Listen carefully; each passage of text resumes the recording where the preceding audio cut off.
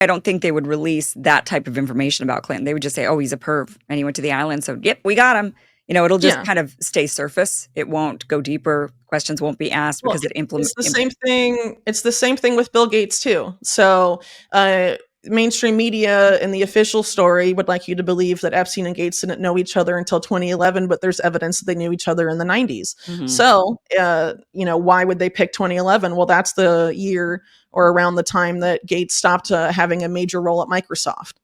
So you're absolving Microsoft of scrutiny and keeping Right. it on Gates only after this, critical point. Sure. So there's so much narrative management about the Epstein case, and because this has become very politically uncomfortable for Trump, there's unprecedented efforts at narrative management now, and I think it's pretty telling. And I sort of alluded to this earlier when we talked about those accusations. A lot of people that are being interviewed or named as the top Epstein researchers or commentators or whatever are people that prior to this recent bubble up in the scandal have never been interviewed about Epstein. Mhm. So why now? And some of them are former officials in the Trump administration. Some of them are known for being extremely pro-Zionist.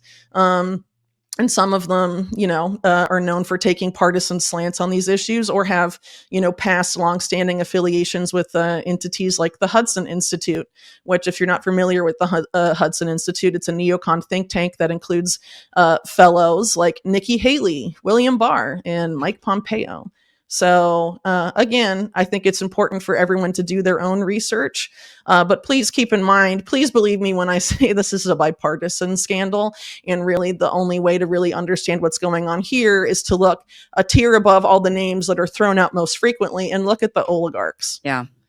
What Yeah, do you think? that's follow the money at the Right. end of the day. So look at the oligarchy and what they're doing. And, a lot of these people, including Epstein, were just middlemen for oligarchs. Yeah. Speaking of the narrative management, it is really bizarre. For example, Steve Bannon, who was trying to rehabilitate Epstein's reputation, but now what is he saying? He's out there basically saying, "Oh, Trump's in bed with Israel." He's calling out Trump and his Israel ties and calling for the release of the files and whatnot. What do you think is? I mean, the thing about narrative management is. Whoever's in control of it, whoever's the think tanks or the groups that are coming up with the plan of action of how we're going to brainwash the Americans, the American public, they're really clever, right? I mean, they get you to think that this particular person or whoever is on your side, and then they're leading you towards a different conclusion, a conclusion that they would rather you have. Maybe it's not the best conclusion, and they would prefer not to. They prefer the whole thing to just go away. But this conclusion that they're going to lead us to is better than the real conclusion that they definitely don't want us to know about. I mean, it feels like that's what they're doing. It feels like they're trying to get us to think that there's all these people who are now suddenly on our side, and in reality, they're not. Yeah, I think that's absolutely fair, and I think with an issue that's been this complicated for the current administration, we have been seeing, I think, unprecedented efforts at managing the narrative. I don't watch Steve Bannon, so I don't really know what his angles have been, but I do know that he has some interesting affiliations in the past. So of course there was that past effort to rehabilitate Epstein, but he was also a past business partner of Brock Pierce, who was at one time Epstein's cryptocurrency guru of sorts and had previously been involved in a pedophile scandal of his own at the Digital Entertainment Network. So Steve Bannon has not had any problems in the past associating, at least for business purposes, with known pedophiles, Mhm. basically. And he's it was a longtime Goldman Sachs guy, and then became the top strategist, for Trump in 2016 as sort of this populist upstart campaign. At least that was the public face of it. Of course, when Trump was actually in office, the last time, I don't think he governed like a populist. I think it was kind of much more similar to, a Bush era administration. Mhm. But maybe, the public face of it, the PR, was obviously different. And I think that's kind of kind of true now. But I think, it's very obvious that Trump is very sycophantic to Israeli interests, to the point that he obviously goes against a lot of his populist promises in order to favor or, put the knee down towards Israel. And there's a lot of reasons this could be, of course. But one thing that's unrelated to Epstein that I think also explains a lot of Trump's behavior, one of the key figures in the Netanyahu corruption trial is this Australian billionaire named James Packer. And James Packer just cozied up to Trump, buying a lot of property from him adjacent to Mar-a-Lago. And this is exactly what Packer did to Netanyahu and is sort of a focus of the trial. And Packer is known for not really being mentally well, and he tends to kind of have figures that act as handlers. And arguably the person that does that for Packer is this guy named Brett Ratner, who is now producing this documentary that's, going to cost a lot of money, I guess, or going to make them a lot of money on Melania Trump, that's supposed to air at the end of the year. But he was previously basically exiled from Hollywood because of all the accusations around him during the Me Too era. And he basically fled to Israel or immigrated there, got handed an Israeli passport a week after being Netanyahu's guest of honor at a UN event. The other guest of honor was Alan Dershowitz, another circled name in Epstein's black book. And Brett Ratner is basically said, well, he does say that he is an adopted son of this guy named Alvin Malnick, or Al Malnick. And Malnick makes it very clear that, yes, Ratner is his adopted son and they've been together for a long time. And Malnick was widely reported in the 70s and 80s to be the heir to Meyer Lansky in Miami, and that he basically came up with all these money laundering schemes in the Caribbean, and is basically, the new head of the Jewish mob after Meyer Lansky. So that's pretty telling, I would think, and it's amazing that there's been no scrutiny of that, really. Or of figures like Brett Ratner, who also has ties to the Diddy scandal, that is also being swept under the rug. And now Trump is probably going to pardon Diddy. I would argue, as I have in my reporting on that case too, there's a lot more overlap in these things than people would like to look at. But instead of talking about that, even in independent media, the narratives that are being spun are considerably different. And again, trying to keep people mostly in partisan boxes, or to focus on specific figures that are easy fallmen at this point, that they could make examples of or humiliate even. And there's also the added narrative management angle of Ghislaine Maxwell. Now, potential pardons being floated for her. Will she testify? She wants immunity and all of this stuff. But Ghislaine has made it very clear that she thinks her father was murdered, and that she thinks Epstein was murdered. And as she's currently in prison, I think and she's been trying to get out ever since she got in. And the Supreme Court might hear her case and might end up even declaring a mistrial at some point, depending on how that goes next year. I think it's pretty clear that Ghislaine would do or say anything to get out of prison and reduce her sentence. So who knows if we can really, find her testimony credible. But again, it's a narrative management thing. If she sits down and names the names that are convenient to a segment of a political base they want to rile up, she will do that. They'll throw in one Republican, but it'll be an inconsequential one. That's how they'll do it. Everybody's inconsequential. That she'll start dropping names, but nobody will matter. As I said before, the oligarchs are not, right, and the broader network is not, and they span both parties. Yeah, no, but she'll just drop the names that they tell her to drop. They say, "Well, just give us a few, so that we can just shut everybody up and tell them, see, we did something." But I don't think the American people are actually buying it. I don't think that this narrative management, not. I don't think it's working. I actually don't think it's working. I think they're trying, and the more they try, the more suspicious everybody gets. And everyone's like, no, you guys are all in on it. We see that you're all in on it. And I think that more and more people are awake to the grip that this type of blackmail has on our country. But I think the players that they're not aware of are the ones that you talk a lot about, which are the behind the scenes, the oligarchs, the tech groups, the not the political figures. A lot of us just focus on the political figures all the Well, that's time. what they want. Right. You know, We that's can why they're replace there. them. Yeah. Well, Hmm. political figures can be replaced and new ones can come in that they can control. I mean, they've been doing that. They do that constantly in US politics and also UK politics and really anywhere all over the world. Something gets unpopular, there's a scandal, they pick who to sacrifice, but they're never the people actually deciding what happens. Yeah. And political power in the US, our political system is dominated, by special interests, extremely wealthy oligarch donors, and multinational corporations, and those don't represent the will of the people. It's true for both parties. And I think it's pretty clear, in the case of Trump, he's made it, he'll do whatever Israel says. I think, as you noted earlier, the evidence to that is, there's many examples. Yeah. And even the current prime minister of Netanyahu relied on Epstein for banking, according to the J.P. Morgan USVI suit over Epstein that was settled out of court for several $1 million.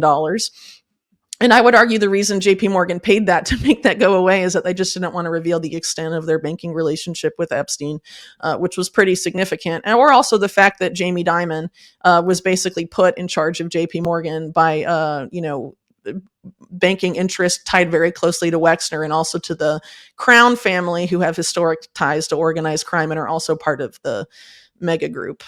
So again, this is something that is much bigger than just Epstein. I would encourage people to look into it for themselves. And, there's still so much work to be done on this case. And I think people also need to be really wise, as we've been talking about repeatedly, the efforts at narrative management. They are very extensive. Mhm. Another good example of that is Leon Black, the head of Apollo Global Management, that's been sort of a focus in and out of the Epstein scandal at various times.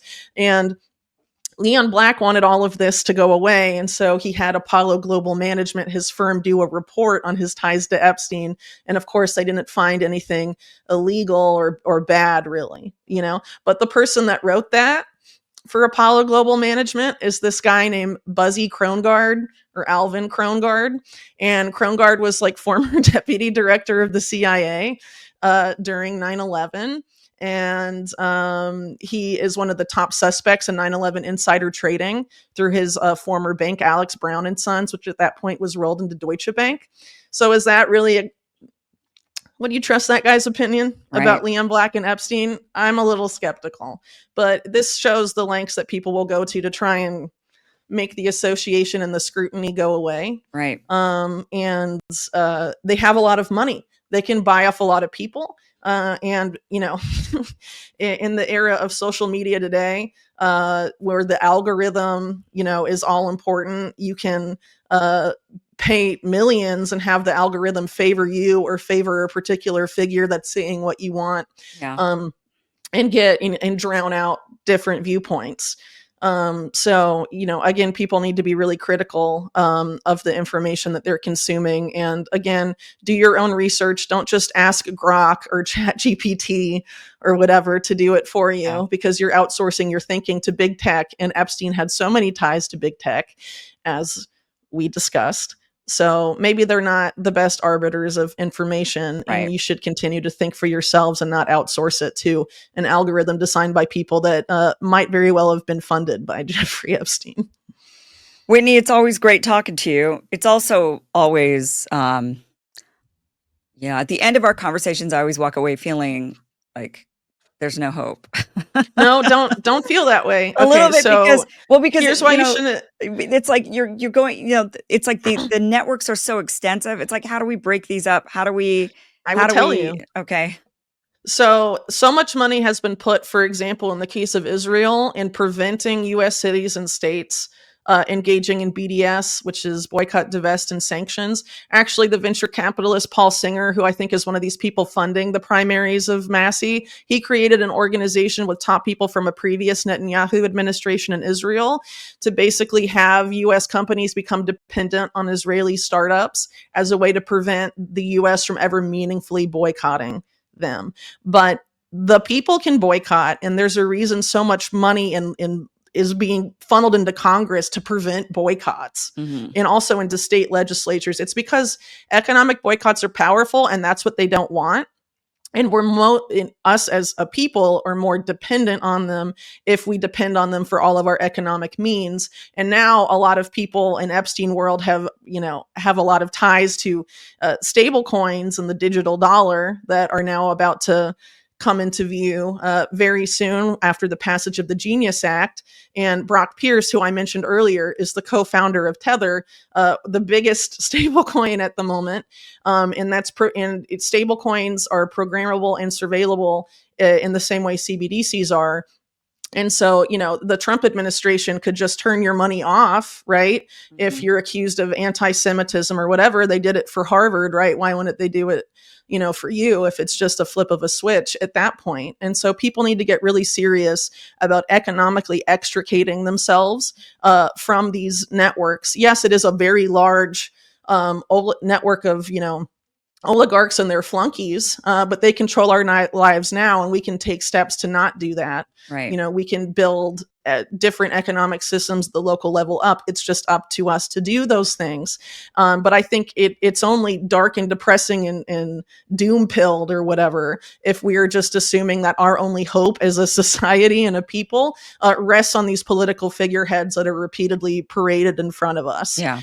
Yes, in that case, they all suck. And so we're not going to solve any of these problems by putting all of our hopes on them. We have to do something ourselves. Yeah. And so people that are outraged about what's happening in Gaza or outraged about the Epstein scandal or any of these other things that are going on need to figure out, what am I going to do so I don't keep feeding these systems with my money and my time and my energy. And the more you think about that and get with like-minded people that also think like that, the more that can be done. Okay. Well, Whitney, thank you so much for being here and giving us all of your insight and talking about everything, including this, the accusations, and but mostly thank you for all of this information about Trump and Clinton's Epstein. Just so much that's there. I wish you would just clearly you've just stolen all of this work. Obviously, so, I mean, here you Oh are. my You got like God. so much information in your brain. Like, how could anybody ever think that you like this wasn't your own research? There's no way.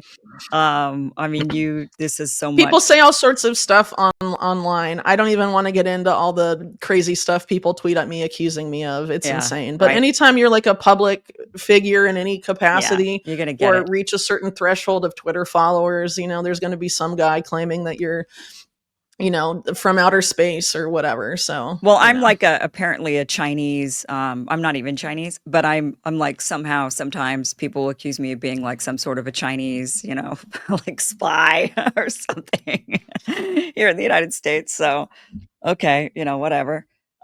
Whitney, thank you again for being here. So Unlimited Hangout, that is where people can go to read your work, right? And yep. Hmm. what else do we have here? I think we have the link to your book below and also to Unlimited Hangout and to your X account. Is there anything else?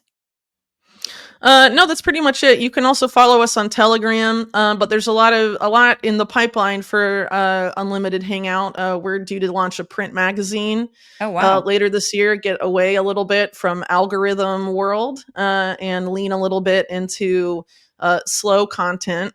The idea being like fast food, slow food, if people are familiar with that. Yeah. Everything online is pretty much fast content. Unlimited Hangout specializes in long form content that is not written by AI in any capacity.